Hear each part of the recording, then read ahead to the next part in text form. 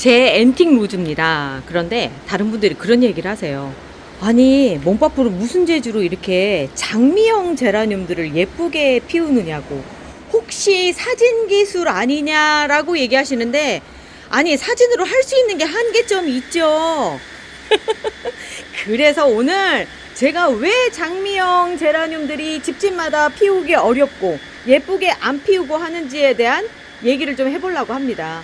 제 비법도 공개가 되겠지요? 기대하십시오. 시작합니다. 일단 눈이 너무 즐겁죠. 아, 예, 행복합니다.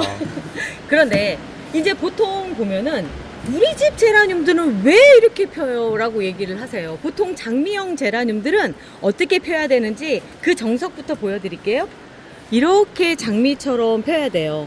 아까 앤틱 로즈였잖아요. 정말 로즈, 장미처럼 펴야 되고요. 요렇게, 그리고 요렇게 펴야 됩니다. 그런데 얘처럼 이렇게 피는 이유가 뭘까라고 이 의문은 꽤 오랫동안 가져왔었어요. 보통 이런 현상이 나타날 때가 겨울철이거든요. 그리고 또 요즘 같은데 꽃이 폈는데 안 이쁘다. 왜냐면 저도 이렇게 됐잖아요. 원인은 세포 분열 과정에서 원활치 못한 게 가장 큰 원인이에요. 왜냐면 요렇게 꽃처럼 그 세포가 꽉 채워져서 이렇게 동그란 잎을 이뤄야 되는데, 거기에 그런 잎을 이루려고 하다 보니까 영양분도 부족하고 빛도 부족하고 여러 가지들이 부족해서, 한마디로 말해서 미완성인 상태에서 이렇게 올라온 상태라는 거죠. 그러다 보니까 연두색도 더 강하고, 안에서 뽑아 보면요, 이렇게 길게 돼 있는 애들이 많은 거예요. 그러면 이쪽은 어떻게 생겼느냐면, 자, 그냥 딱 봐도 잎들이 넓죠. 영양분이나 모든 조건들이 맞아떨어지면 이렇게 되는 거예요. 그러면 그 조건들이 도대체 뭔데 이렇게 우리 집 애들을 이렇게 하냐? 아까 말씀드렸죠. 빛 부족, 영양분 부족. 영양분이라고 한다면 가장 첫 번째가 이제 인산 성분이라고 생각하시면 돼요. 인산 성분은 보통 이 뿌리 쪽에서 흡수해서 위로 쫙 올리는데 정말 이동하는 게 어렵다고 하는데, 다른 조날 애들보다 특히나 장미형인 아이들이 더 늦다고 그러더라고요. 그러다 보니까 여기에서 뽑아서 여기까지 가는데 시간이 오래 걸리고 하다 보니까 부족한 현상. 그리고 인산 성분만 그게 들어가는 게 아니라 칼슘 성분도 같이 들어가거든요. 그 두 가지가 제일 이동이 느린 거예요. 그래서 어찌 보면 이렇게 장미형을 예쁘게 피우려고 생각을 하면 이쪽에 옆면 시비로 그 두 가지, 이제 꽃볼팡팡이 그 대안이겠죠? 뿌려줘서 그 영양분들을 채워주는 걸로 이렇게 가는데, 아니, 저 꽃볼팡팡 진짜 열심히 뿌리거든요? 그런데 왜 안 되느냐고요? 라고 또 반문을 하실 거예요. 자, 근데 희한할 정도로 저는 이런 경험을 해요. 처음에 제가 식물등을 24시간 켜놨을 때 사람들이 그거는 위험하다, 식물한테 너무 가혹하다, 그건 말이 안 된다, 막 이런 얘기들로 말이 좀 많았어요. 그런데 지금에 와서는 별다른 얘기가 없는데, 저는 그런 얘기 하거든요. 제 장미가 이렇게 예쁘게 피는 이유가, 그러니까 장미형 제라늄 예쁘게 피는 이유는 24시간 식물등이다 라고 얘기를 했는데, 진짜 찾아봤더니 그 말이 맞더라고요. 얘들이 쓰는 거, 꽃을 이렇게 만들려고 생각하면 재료가 있어야 되잖아요. 그 재료 역할을 하는 게 탄수화물인데, 그 탄수화물은 어떻게 만들어지느냐면 이 잎에서 열심히 광합성 작용을 해서 만들어서 이쪽으로 쏴주는 거예요. 그 탄수화물은 꽃에만 쓰이는 게 아니라 뿌리 내리는 데도 쓰고요, 잎이 크는 데도 쓰고요, 많이 사용이 되거든요. 그런데 많이 사용이 될 때 꽃은 꽃눈이 분화되는 그 시점에서 잎이 커져야 된다든가 뿌리가 더 내려야 된다든가 하면 뒤로 미룰 수밖에 없어요. 그런데 탄수화물이 넘쳐난다 그러면은 꽃눈 분화에도 쓰고 꽃 키우는 데도 쓰고 하면서 다 쓰는 거거든요. 이 탄수화물이 부족했을 때 그런 현상이 벌어지는데, 아까 제가 그 말씀 드렸죠. 탄수화물 어떻게 만든다고요? 잎에서 광합성 작용으로 만들어요. 광합성, 그러니까 빛이 필요한 거거든요.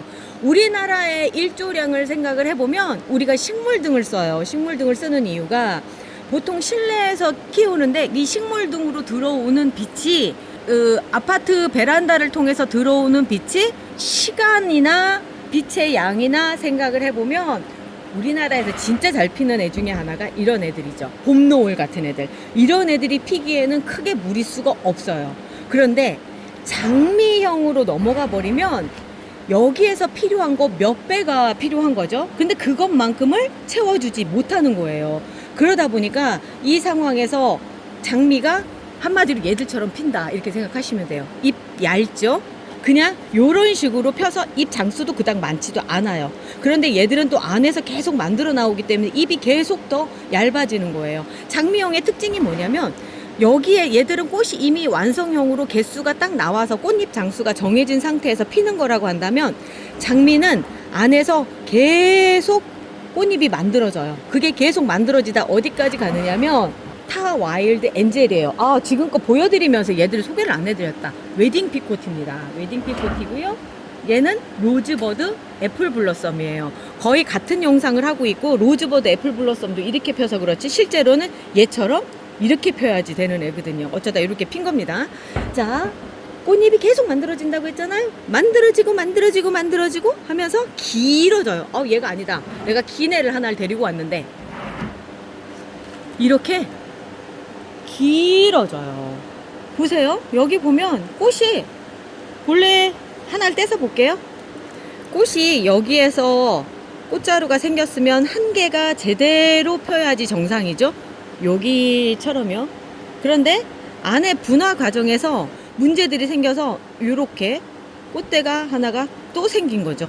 이렇게 또 생긴 거예요. 또 생기고 거기서도 완벽한 형태가 된 게 아니라 또다시 이렇게 되고 하는 상태에서 꽃이 예쁘게 요렇게 하나 장미형처럼 예쁘게 피어야 되는데 그렇지 않고 자꾸 이상한 형태가 돼가는 현상들이 벌어지는데 이게 왜 그러냐면 일관성이 없어서 그렇다고들 하더라고요. 그런데 이제 그런 것보다는 어떻게 보면 한국에 들어와서 막 이렇게 저렇게 계속 교배를 하다 보니까 이제 그게 엉키고 설키고 그 다음에 한국 환경이 얘들이 제대로 피기에는 뭔가 부족한 환경이기 때문에 그럴 거예요. 그 상황에서 가장 첫 번째 원인을 잡는 게 저는 일조량이라고 생각하거든요.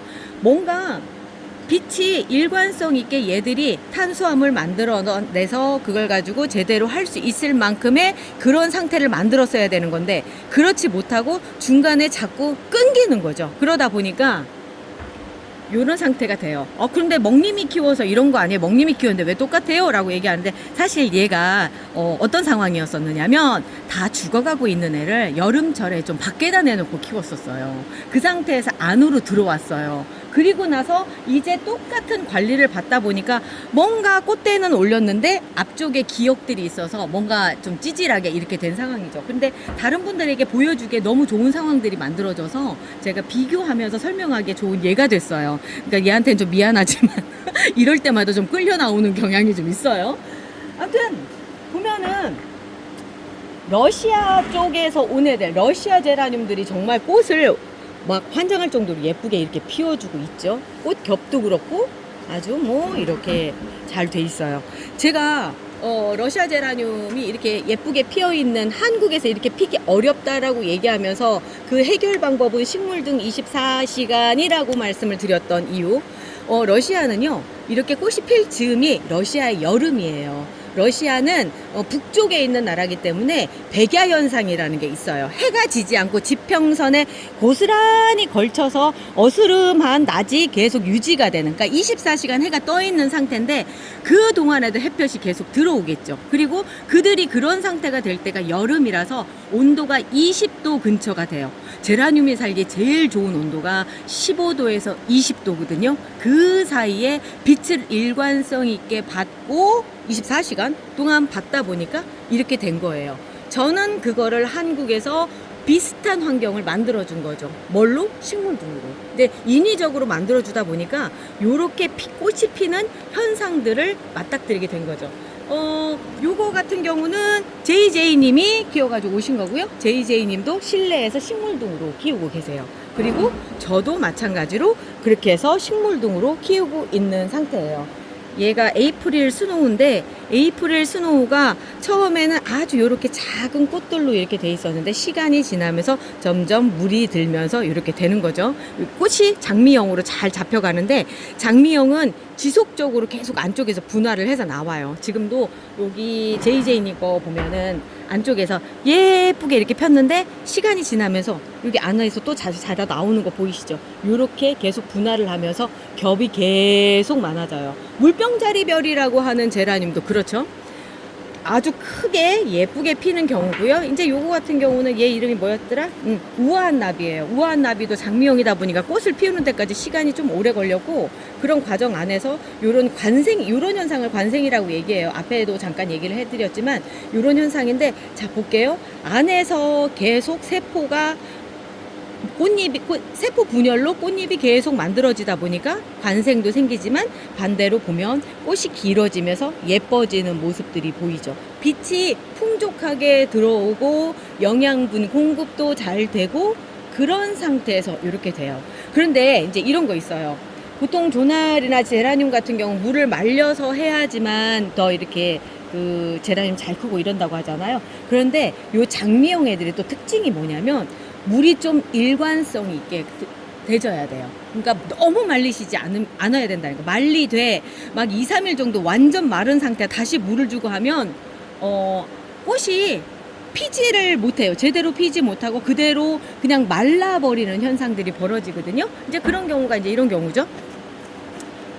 그 자리를 바꿨다거나 내가 새로 사가지고 온 애들은 왜 이렇게 꽃이 마를까요? 이런 상황들이 벌어지는데 아마 배송 과정에서 물이 마른 경우도 있고 또 하나는 빛이 바뀌었기 때문에 그렇기도 해요. 우리 집 빛 환경이랑 거기 얘가 자란 환경이랑 좀 틀리잖아요. 꽃대가 처음 만들어졌을 때 그때하고 지금 여기 와서 피는 과정에서 좀 다르니까 이런 현상이 벌어지는데 얘 같은 경우도 그래요. 그러니까 처음에 좀 잘 필 것처럼 그랬는데 제가 청라에서 있었던 빛이랑 여기 와서 조금 다르다 보니까 뭔가 조금 부족하구나 이런 생각을 하고 또 하나는 물벼락도 맞기도 했어요. 지금도 약간 물벼락을 맞아서 그런데 이렇게 제대로 피다가 이런 상황들이 벌어지죠. 환경이 바뀐다는 거, 그 다음에 일관성이 없다는 거가 애들 꽃에 큰 영향을 끼친다고 하는 게 여기서 보여주는 예입니다.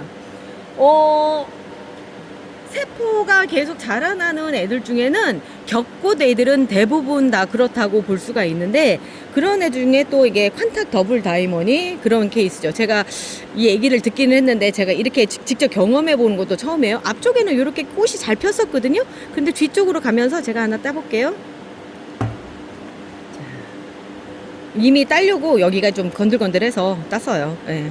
자, 계속 자라 나온 거예요. 꽃이 적당히 어느 선에서 멈췄어야 되는데 요 정도 선에서 딱 멈췄어야 되는 건데 계속 자라나는 거죠. 그냥 계속 이렇게 해가지고 이렇게 돼. 꽃 맷송이의 그런 에너지들을 얘가 먹고 이렇게 된 거예요. 이 안에 보면 심지어 꽃이 2개로 가려고도 생각을 했었던 것 같은데 그렇네. 여기도 있고 여기도 있고 이러면서 또다시 이렇게 되는 건데 꽃이 겹이 많다는 거는 그 안에서 계속 만들어지고 있어서 그게 딱 멈출 수 있게끔도 도와줘야 되긴 하는데 그게 또 뜻대로 안 되더라고요.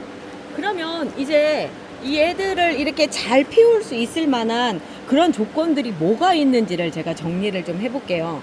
첫 번째 제가 24시간 식물등 킨다고 얘기를 했었잖아요. 그래서 빛을 충분하게 해주시고요. 그리고 온도가 너무 높지 않게 여름철에 애들이 힘들어했던 건 얘가 더 많이 느꼈던 거거든요. 그래서 서늘한 환경 적어도 20도 정도 그러니까 16도에서 20도 정도를 유지를 시켜주시는 게 좋은데 그거보다는 이렇게 생각하시면 돼요. 그냥 20도 이상 올리지 않고 뭐 요 정도에서 유지한다. 그렇다고 너무 밑으로 내려가가지고 막 10도 밑으로 내려가고 막 추운데 그냥 놔두시고 그러면 안 되는 거예요.